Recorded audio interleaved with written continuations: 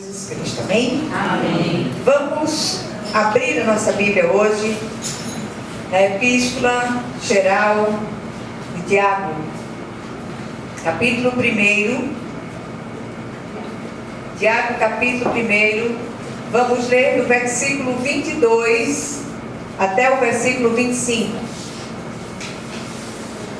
Como já foi dito, o culto de hoje, estamos celebrando em louvor ao nosso Deus, em gratidão por mais um ano de vida concedido à nossa irmã Sônia. São 95 anos, para a glória de Deus. Amém? O Senhor tem, por sua misericórdia, conservado a sua serva sobre a terra, porque há propósitos dele em todas as coisas. E nós glorificamos o Senhor por tudo, em nome de Jesus. Amém? Amém. Todos acharam? Amém. Amém. Amém.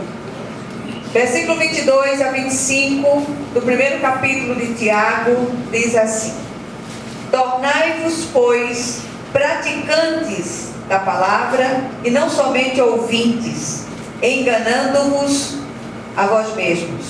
Porque se alguém é ouvinte da palavra e não praticante, assemelha-se ao homem que contempla no espelho seu rosto natural, pois a si mesmo se contempla e se retira, e para logo se esquece de como era a sua aparência. Mas aquele que considera atentamente na lei perfeita, na lei da liberdade, e nela persevera, não sendo ouvinte negligente, mas operoso praticante, esse será bem-aventurado no que realizar. Amém? Amém. Glória a Deus. Vamos orar mais uma vez. Querido Deus e Pai Celestial, vem falar ao nosso coração. Nós clamamos aqui, confiados no poder que há no sangue de Jesus, que o Senhor venha ministrar essa palavra ao nosso coração, o Senhor venha trazer aos corações uma santa compulsão pela palavra de Deus, uma fome e uma sede por essa palavra, e que essa palavra nos corações ela seja geradora de vida para aqueles que se dispuserem a praticá-la e não apenas ouvirem de forma negligente. Mas que o Senhor possa tocar esses corações de um modo vivo hoje, em nome de Jesus. Amém. Amém. Glória a Deus. Meus amados, esse texto que nós lemos, ele está num contexto maior, que vai do versículo 19 até o versículo 27, e que fala da prática da palavra de Deus. O texto citado, ele termina com uma bem-aventurança que precisamos urgentemente alcançar. Bem-aventurado, a gente tem falado para a igreja, a expressão bem-aventurado não é só aquele que é feliz, mas é aquele que goza de altos privilégios. E é desses privilégios espirituais que o texto fala para nós no dia de hoje. A Epístola Geral de Tiago é considerada a mais prática das epístolas. E alguns chegam a se assustar com determinados pontos aqui, alguns chegam a se chocar mesmo, principalmente aqueles que se consideram espirituais demais. Então, Tiago traz uma teologia extremamente prática e aplicável ao cotidiano do homem que resolve seguir essa palavra. Teoria e prática precisam andar juntas. E o salmista, trazendo mais luz à questão, ele diz assim: guardo no coração a tua palavra para não pecar contra ti. Salmo 119, versículo 11. Então o texto que nós lemos, ele traz primeiro uma ordenança, depois uma explicação e uma advertência seguida de uma promessa. Então vamos primeiro à ordenança. Tiago diz: tornai-vos, pois, praticantes da palavra e não somente ouvintes, enganando-vos a vós mesmos.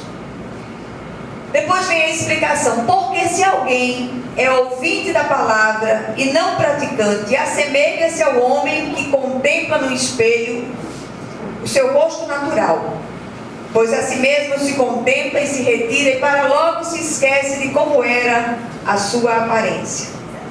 Depois vem a advertência, seguida de uma promessa. E Tiago diz: mas aquele que considera atentamente na lei perfeita, lei da liberdade, e nela persevera, não sendo ouvinte negligente, mas operoso praticante, esse será bem-aventurado no que realizar.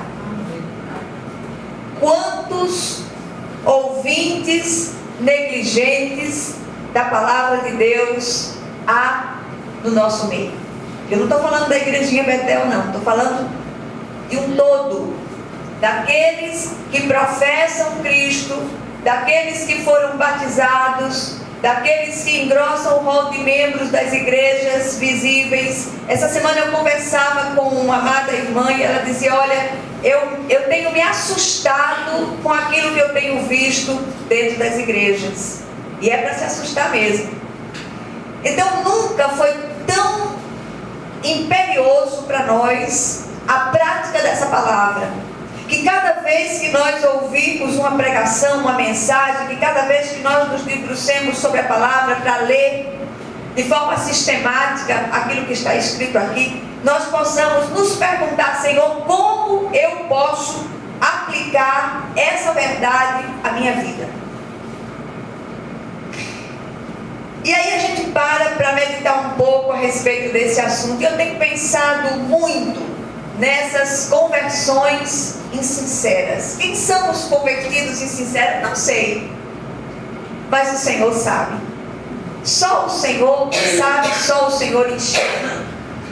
O emocionalismo provocado pelos apelos dramáticos para que as pessoas venham a Cristo tem produzido legiões de falsos crentes. E eu não tenho o menor problema de fazer essa afirmação aqui hoje à noite. É no dia a dia, é dentro dos lares, é dentro das comunidades, é no meio da vizinhança, que nós sabemos se determinada pessoa é verdadeiramente um servo de Deus. Essa semana eu tive uma notícia triste de uma pessoa que se converteu, entre aspas, mas continuou fazendo as mesmas coisas que fazia no trato passado. E no seio da família a coisa está pior ainda. E a esposa me procurou e eu disse: olha, só você pode tomar a decisão, porque às vezes as pessoas vêm para nós querendo que a gente diga o que é que ela tem que fazer. Tem decisões que só você pode tomar diante de Deus. Ela disse: eu não aguento mais, a situação está muito difícil, eu tenho sido maltratada, eu tenho sido agredida sistematicamente. E eu disse: eu repito, só você pode tomar uma decisão. Mas eu achava que ele havia se convertido. E aí a gente para e diz: olha, só o Senhor para dar uma direção segura nessas situações.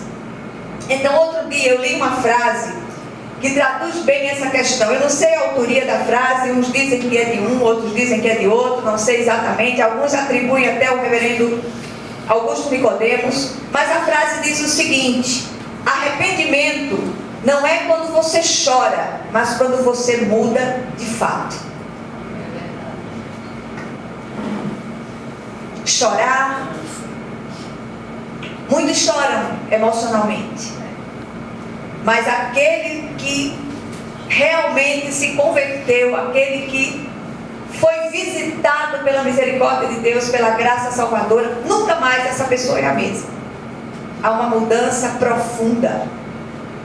O verdadeiro arrependimento traz uma profunda consciência de pecado, e mais do que isso, um desejo enorme de confessar esse pecado e abandoná-lo.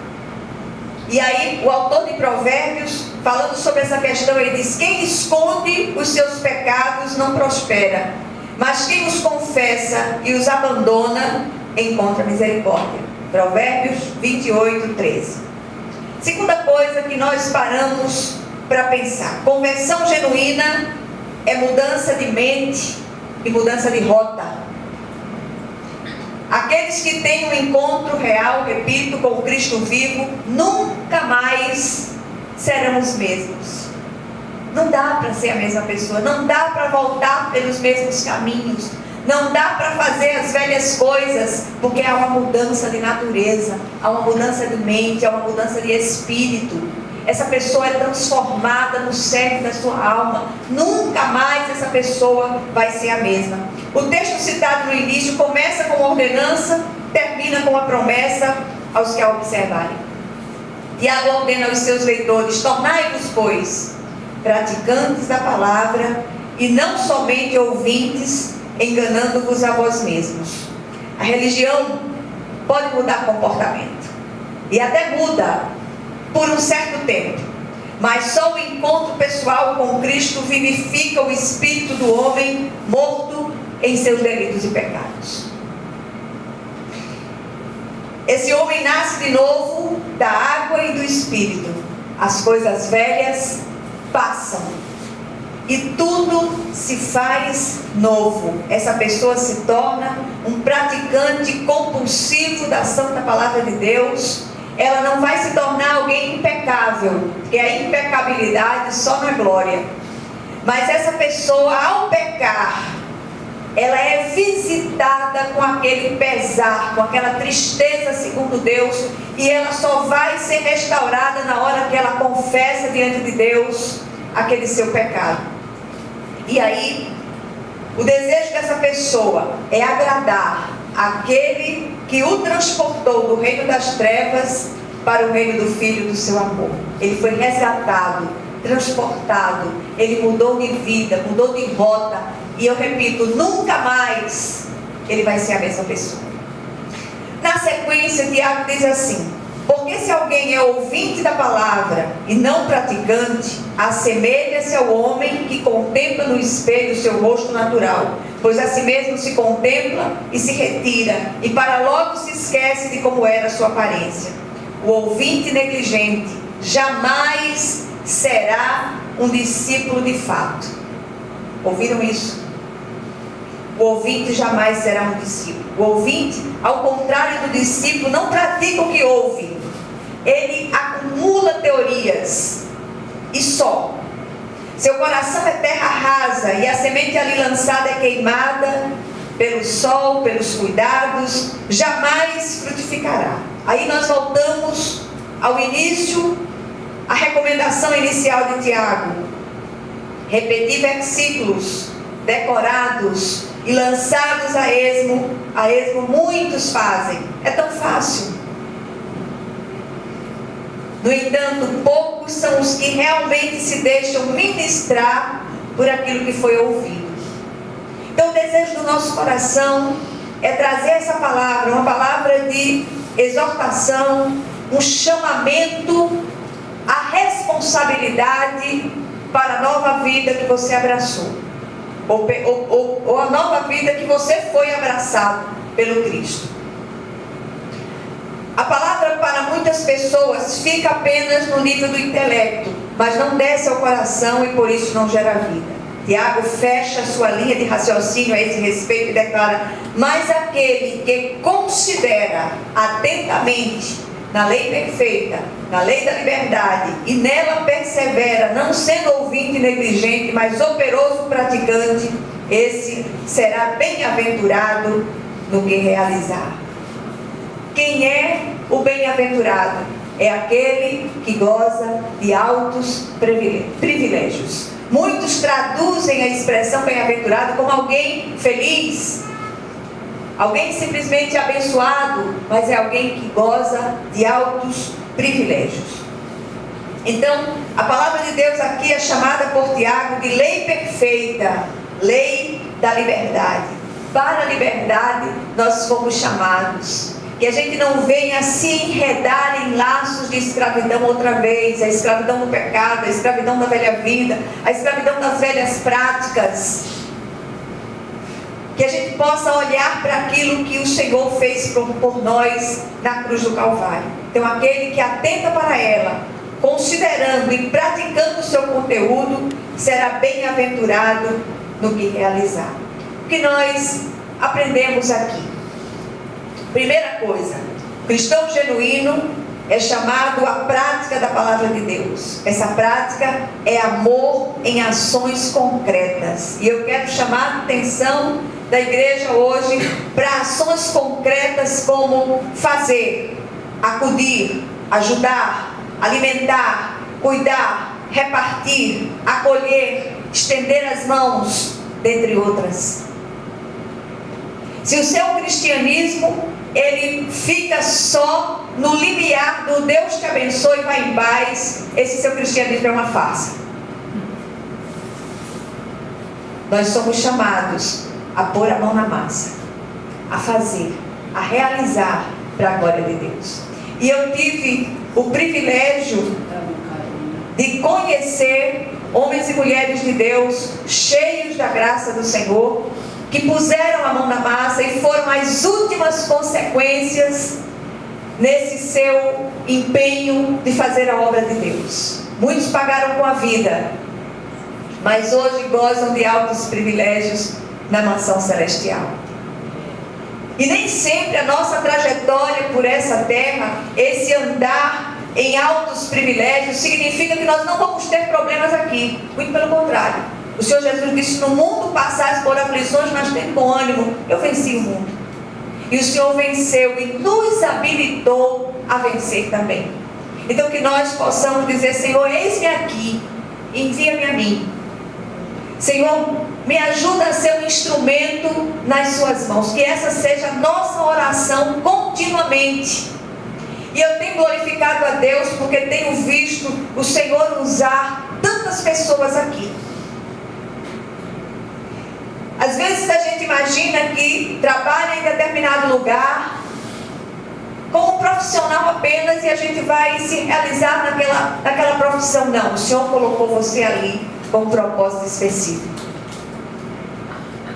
E o Senhor tem usado tantas pessoas aqui, tantos profissionais aqui. Às vezes eu ligo para uma pessoa e digo: olha, me socorre aqui, minha irmã, que eu estou precisando, preciso acudir uma pessoa. Aquela pessoa já se dispõe a acudir, a fazer aquilo que é necessário fazer. E se aquela pessoa não estivesse ali, localizada naquela situação, naquele trabalho, ela não poderia ajudar de outra maneira. Mas o Senhor a colocou ali, o Senhor a colocou ali com um propósito específico. Amém.